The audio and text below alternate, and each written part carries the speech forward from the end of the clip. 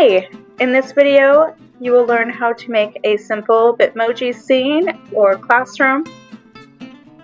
These are some examples of what I have done so far.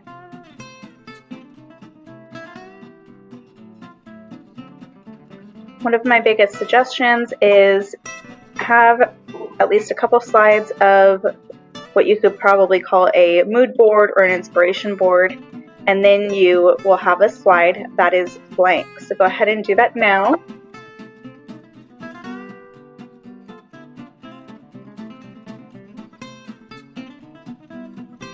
So first we're going to set the background. This is when you will just simply open up a new tab and you can just type in background. A lot of cool stuff will pop up.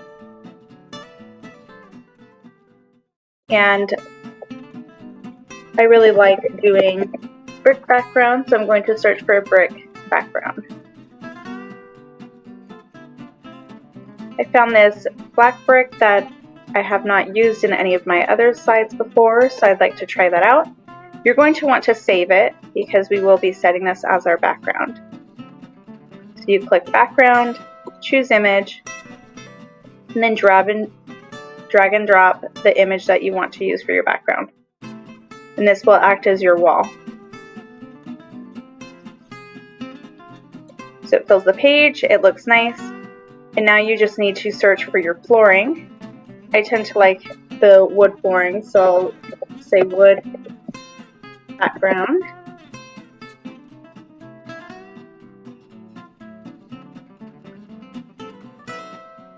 Something that helps is if the planks are a little bit more narrow or if the picture is larger. I'm going to go with a very light wood since I did a very dark background. And this time you're simply going to copy and paste it.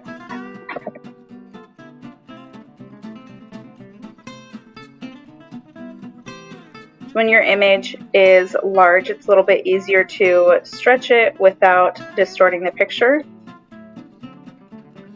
And you don't want it to look that distorted, so if you just find the appearance that you like, you want to make sure you do drag it down so it gives that illusion of depth within the room.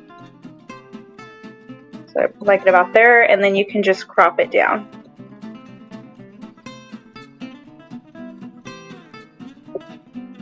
So the next thing I like to do is I like to collect the furniture, and it's easiest, so you don't have to go back and fix this later, is you are going to save each image that you want to use, whether it's furniture, a rug, little posters, anything like that, and you're going to actually drag and drop it into a website called Removebg. It has some really cool features. You can edit your photo, so you can erase things that maybe it didn't catch. You can restore items. Like for example, this was all white, and so I was worried that it would erase with things I didn't want to at the background, but it looks like it turned out okay. You can even just zoom in, check it. If it looks good, you just simply download it. And you can either drop it right onto your scene if you pretty much know that's what you want to use, or you can do what I did and just start dropping stuff into a couple slides with random objects. This also saves you time, so if you ever want to create another Bitmoji scene, you can just mix and match. Another little tip is to have one Bitmoji in your scene ready to go so you can size everything appropriately. Almost any type of furniture, you want to just check the angle, make sure it's not directly straight on, that way you still have that illusion of depth. So like I said, every single image that you are going to want to use, simply save the image, drag and drop it into Removebg, double check your image that it's exactly what you want, download it, and then you can add it to your scene. Something to just keep in mind, some images, this was the first image, if it's difficult for the website to determine the difference between the furniture and the background, you will get an image like this. You can spend time editing it, but I recommend just moving on and finding something else. Just for this tutorial, I'm going to be keeping my Bitmoji scene fairly empty. Next is going to be the walls. I found that just typing in classroom wall art, and you can add anything else to really tailor to what you're looking for, but this just seems to find those flat images that you're really looking for, such as this. This is fine if it has words, if it has backgrounds, but for any sort of wall art, you want it to be clear, a large image, and something that you could easily crop in if you did not want to go through the whole deal of downloading and removing the background image. So with this image, I just copied and pasted it, and then I cropped it since it was pretty straightforward.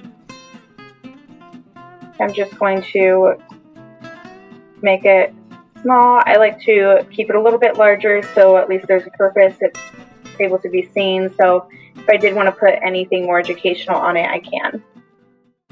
This is another picture I found. I really like all the different letters. When I entered it in, I just saw the couch. So I'm simply just going to erase it. Since I'm not needing to do a bunch of detail, I can just go ahead and swipe this out. And it just removes anything excess. Super easy. So as you can see, I just added a few little things. And now I want to make a whiteboard. And you can do that a few ways. You can literally just Google whiteboard, chalkboard, smartboard. Just find something that is straight on, not angled or anything. But I think I really like this picture frame, so I'm just going to copy and paste it into my scene. And I'm just going to crop out what I don't want. Okay. I ended up having to change my frame because it didn't turn out well, but that's the name of the game. So you want to make sure, if you really want to just make an authentic scene, make sure things overlap. So, and check the order of everything. And that way it doesn't look something like this. That just does not look right. Okay. If you don't want to go through all of this work, you can simply just make a shape. Make a rectangle. Do your shading and your outline how you want. That's how I've done a couple of my Bitmoji scenes, and it worked out just fine. But since I want to use this as like a whiteboard, I'm just going to create an overlay over it. Last thing I'm going to show you is how to insert a rug. You don't have to, it's just a final touch. I've been having fun with it.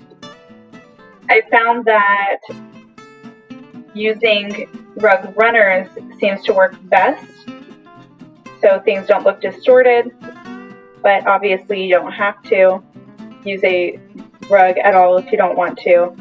If you want to use a regular rug, that's fine. I'll show an example on how to use that too. Okay, so I found two rugs. One is a runner and one is a typical rug. So runners just make it easier because you have to do a little bit less meddling with it. So I can just place it where I want. And it's always good to leave a little bit of space down at the bottom and at the top of where the flooring would be. It makes it a little bit easier to stretch. And then you just send it backwards so your Bitmoji is standing on it. That would just be a simple rug runner. That's why I like them. They're very easy. If you want to use just a normal rug, and I did the remove background on both of these, and then I cropped out any excess, like on this one you could see a ton of excess. So with a regular rug, especially if it's just face on and it doesn't have the right angle, you're going to want to bring it down so it gives that illusion of having some sort of angle. The reason why I'm not as fond of the regular rugs is if I want to stretch it longer, it's going to just look a little bit more distorted versus a rug runner. It still looks good. There's nothing wrong with it. It just really depends on your taste and what you prefer to see. And that's pretty much it for creating a Bitmoji scene. Just remember to remove the backgrounds and to try to keep your searches simple. Try to find things simple and for furniture and decorations dimensions. If it's something that would go in the background, it needs to be flat, like a rug and all that good stuff. Then your last thing is you would just enter a little message.